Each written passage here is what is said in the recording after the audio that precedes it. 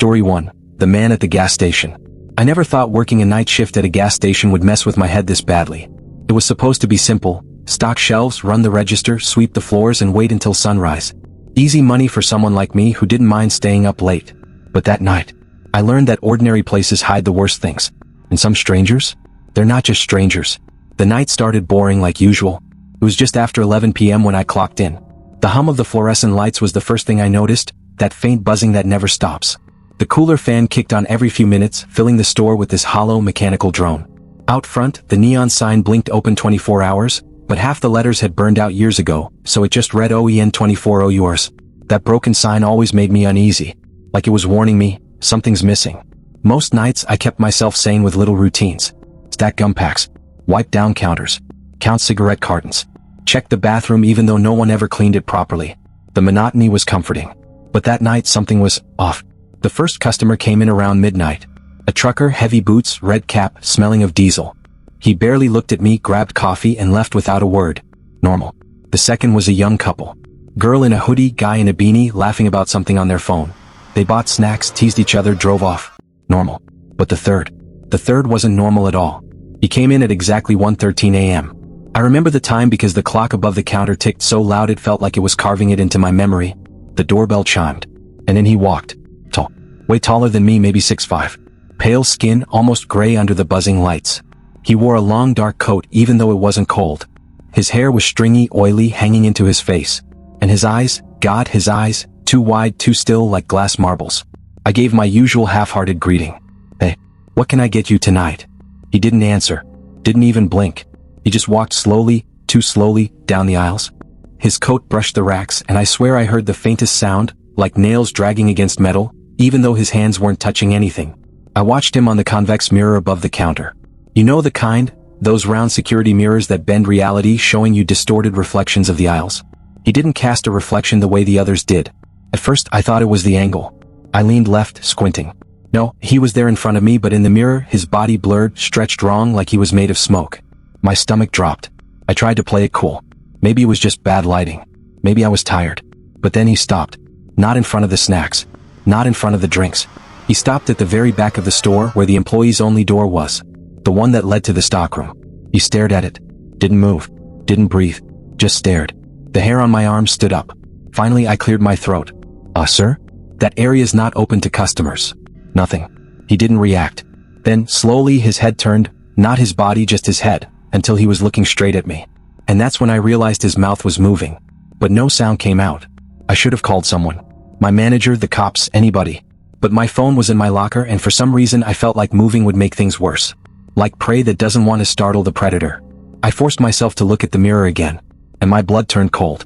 Because in the mirror, he wasn't looking at the back door anymore. He wasn't even standing still. He was standing right behind me. I spun around, nothing. The aisle was empty. But in the mirror, I could still see him, towering over me, head tilted, mouth silently moving. I froze. My breath caught in my throat. Then, blink, he was gone. The mirror was empty. I stood there, shaking, trying to convince myself I was hallucinating. Maybe I'd had too much caffeine. Maybe I was sleep deprived. That's when the bathroom door creaked open. But no one had gone in there all night. I grabbed the heavy metal flashlight we kept under the counter and forced myself to check. Every step toward that bathroom felt like I was walking into my own grave. The door was cracked, shadows shifting inside. I pushed it open with the flashlight. The light flickered across the grimy sink, the cracked tiles, the stained urinal. Nothing. Empty. Then the stall door creaked. Slowly. I raised the flashlight, knuckles white. Pushed the stall open. Empty. I let out a shaky laugh. My nerves were just shot. I was scaring myself. That's when the lights in the whole store flickered. Buzz. Pop, darkness. Then after a heartbeat, flicker, they came back on. And he was standing behind the counter. Right where I had been. I don't remember dropping the flashlight, but I remember the sound it made when it hit the tile. He just stood there. Same glassy eyes. Same silent mouth, moving like he was whispering something only the dead could hear. I couldn't move. I couldn't even scream. Finally, he lifted a hand. Slowly, deliberately. And pointed at me. The buzzing lights dimmed again like the power was draining from the room. The air turned ice cold, my breath visible. And then, just as suddenly, he was gone. The counter was empty. The lights hummed back to normal. I thought about running. But outside, it was nothing but darkness, miles of highway, and no cars in sight. So I did the stupidest thing imaginable. I stayed. I told myself it was just stress. that I'd imagined the whole thing, that if I could just make it until sunrise, everything would be fine. But the thing is, when the morning shift guy came in at 6 a.m., he gave me a weird look. "Man, you look like hell. Rough night." I forced a laugh, trying not to sound insane. "Yeah, just long." He walked behind the counter and froze. Why'd you pull out the old register?" I frowned. "What are you talking about?" He pointed under the counter. There, sitting dusty and cracked, was a register we hadn't used in over a decade. And on its screen, glowing faintly green, were the words, "Welcome back." And that's when I realized he hadn't left the store. He was waiting for me to come back. Story 2, the office elevator. I used to think offices were boring places.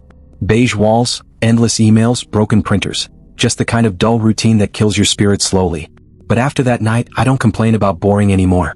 Because boring is safe. What happened to me in that office elevator? It wasn't just strange. It was impossible. I worked late a lot. I was a junior analyst at some faceless corporate firm downtown, the kind where your boss expects you to live at your desk. That night, I was the last one on the floor. Just me, the whir of computers cooling down, and the glow of fluorescent lights reflecting off glass cubicles. It was past 11 p.m., and the city outside the windows looked like a grid of dying stars. I packed up my laptop, slung my bag over my shoulder, and headed for the elevators. The lobby lights on our floor were dimmer at night, sensors barely working. The carpet muffled my steps. My reflection stared back at me from the darkened windows, tired, pale, hollow-eyed. I pressed the elevator button. Ding. Doors opened. Empty. I stepped inside. The ride down was quiet. Too quiet. Elevators usually have that faint hum of machinery, that subtle vibration. But this one glided soundlessly, like I was falling through a void. Floor 15, 14, 13, numbers glowed red above the door. Then, sudden jolt. The elevator stopped at floor 9. I frowned. Nobody should be there. Our company only rented floors 12 to 20. Everything below was vacant. Abandoned. But the doors slid open anyway. And what I saw made my blood run cold. It was me. Standing in the doorway. Same suit. Same bag slung over my shoulder. Same tired eyes. But this version of me was smiling. Too wide. Too sharp. He lifted a hand and waved. I stumbled back, slamming the closed door button over and over. The door shut, but not before I saw him step forward, like he was about to walk in. The elevator jerked and descended again. I pressed the emergency button, heart pounding. No response. No operator. Just static. When I dared to look at the door's reflection, I nearly screamed. Because in the shiny metal surface, he was inside with me. Standing right behind me. I spun around. Empty. The elevator was empty. But in the reflection he was still there. Closer. Leaning in, his grin stretching wider, teeth too sharp, too many. I pressed myself into the corner, shaking. This isn't real. I'm tired. I'm hallucinating. But then I heard it. A whisper so close it felt like it was crawling into my ear. Going down. The elevator dropped suddenly, too fast. My stomach lurched as the numbers blurred. 7. Fuck. I clawed at the panel, slamming the stop button. Nothing. Then it screeched to a halt. Floor 1. The doors slid open. I expected the lobby. I prayed for the lobby. But it wasn't the lobby. It was another office floor. But not ours. The walls were yellowed, wallpaper peeling, buzzing lights casting sickly shadows. Rows of desks sat abandoned, covered in dust and old papers. The air smelled like mildew and iron. And every monitor flickered to life. On each screen was me. Hundreds of versions of me sitting at desks typing endlessly, their faces pale and lifeless. And every single one looked up at the same time. Staring at me. I stumbled back into the elevator, hitting the closed door button so hard my thumb bruised. The screens flickered, static rushing. The doors finally closed. The elevator began moving again. But this time there were no numbers above the door. Just blank darkness. I don't know how long I was in there. Seconds, minutes, hours. My watch had stopped. My phone screen was black, unresponsive. Then the lights in the elevator dimmed. And I felt breath on my neck. Hot. Damn. Too close. I turned slowly. And there I was. The other me. Grinning. But this time he spoke. You shouldn't be here. The elevator jolted. I blacked out. When I opened my eyes, I was lying in the lobby. Security guard shaking me awake. Sir? You okay? You passed out in front of the elevators. I blinked. The elevators were normal. Polished. Silent. I forced a laugh, told him I was just exhausted, and stumbled out of the building into the night air. But as I walked past the glass doors, I froze. Because in the reflection, it wasn't me walking away. It was him. And he was still smiling. And that's when I realized, maybe I never left that elevator at all. Story 3, the neighbor's window. I never paid much attention to my neighbors. I'm not the type who bakes pies and makes small talk across the fence. For me, home was just a place to collapse after work, shut the blinds, and pretend the world outside didn't exist. But when you live alone, silence can start to feel heavy. That's why I noticed the light. The one that came from across the street. The one that should have stayed dark. It started simple. I had a neighbor named Mrs. Callahan. Sweet old woman, lived across from me in a little one-story house with lace curtains and a wind chime that never stopped ringing in the breeze. She used to wave at me whenever I left for work, holding her little white dog in her arms. But last winter she passed away. Heart attack, they said. Quiet. Peaceful. Her daughter sold the house a few months later. Since then it sat empty. Overgrown lawn. For sale sign fading in the sun. Windows dark every night. Until one night they weren't. I was up late, scrolling mindlessly on my phone when I noticed it. A glow from the window across the street. Mrs. Callahan's bedroom light. At first I thought someone had finally bought the place. But then I realized, no moving trucks, no cars in the driveway, no signs of life. Just the light. And the curtain moving.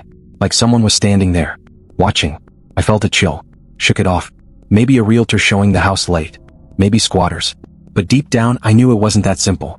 Because when the curtain parted I saw her. Mrs. Callahan. Clear as day. She lifted her hand and waved. I dropped my phone. Heart pounding. She was dead. I went to her funeral. I saw her coffin. And yet there she was, smiling softly like nothing had changed. I forced myself to the window, pressed my face against the glass. The light across the street flickered, buzzing yellow old. And then she was gone. The curtain hung still. The light clicked off. Darkness swallowed the house again. I told myself I was hallucinating. Stress. Lack of sleep. Too many horror podcasts before bed. But the next night it happened again. Same time. 3 a.m. The light flicked on. The curtain moved. And Mrs. Callahan waved. This time though she wasn't smiling. Her face looked wrong. Mouth open, jaw slack, eyes too wide. And in the glow I noticed something else. Her little white dog standing at her feet. But its fur was patchy, skin gray, eyes clouded like milk. I couldn't breathe. I yanked the blinds shut. Sat in the dark, heart racing, waiting for morning. I tried ignoring it. For 3 nights I refused to look. Put on headphones, cranked up the TV, buried myself under blankets. But the 4th night I woke up to something worse. Knocking. Soft. Slow. On my window. I froze listening. It came again. 3 steady taps. I forced myself to peel back the curtain. No one there.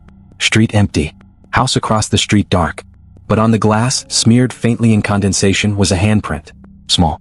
Frail. Like hers. I couldn't take it anymore. I had to know what was happening.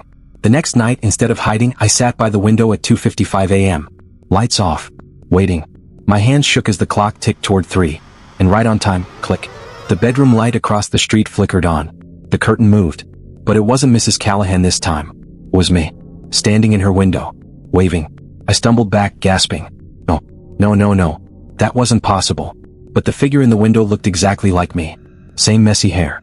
Same t-shirt. Same wide, horrified eyes. And he didn't just wave. He pointed. At me. The room went ice cold. My breath fogged. Every instinct screamed to run, but my legs wouldn't move. Then my phone buzzed on the nightstand. A text notification. Unknown number. I picked it up with trembling hands. The message read, "Look behind you." I whipped around. Empty room. But when I turned back to the window, the figure was gone. So was the light. Darkness again. I didn't sleep. I sat awake until dawn, shaking, staring at the empty house across the street. The next day I finally broke. I called the realtor listed on the faded sign outside. "Hi, I live across the street from 127 Maple. I've been seeing, lights. Is anyone living there now?" She sounded confused. "No, that property's been vacant since last spring. Electricity was cut off months ago." I nearly dropped the phone. "But I saw." She interrupted, impatient. "Sir, trust me. That house hasn't had power in almost a year." Click. She hung up. That night I swore I wouldn't look. I taped cardboard over the window, shoved towels under the door, tried to drown out the silence. But around 3 a.m. the smell hit me. Rot. Wet dog. Decay.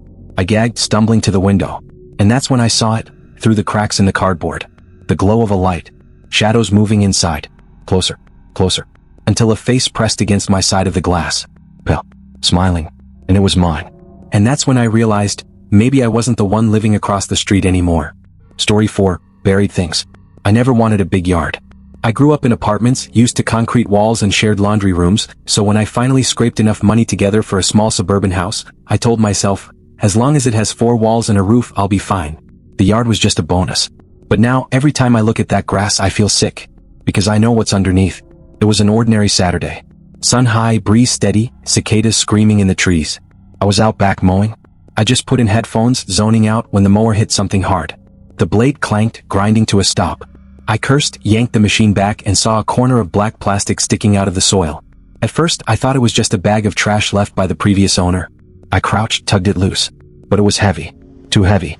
And when the plastic tore, I saw what was inside. Tiny ones. Covered in dirt. And bones. Small.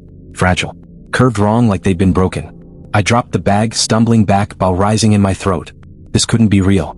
This wasn't happening. But curiosity is a curse. Against every instinct, I grabbed a shovel and started digging. And the deeper I went, the more bags I found. 3, 4. Each one filled with the same thing. Tiny shoes. Fragile bones. By the 5th bag, my hands were shaking so bad I could barely hold the shovel. That's when I heard it. A laugh. Faint. Childlike. Drifting across the yard. I spun, heart pounding. No one there. The street was empty. My neighbor's curtains still. I told myself it was just kids playing blocks away. But the laugh had been too close. Too sharp. Like it was right behind me.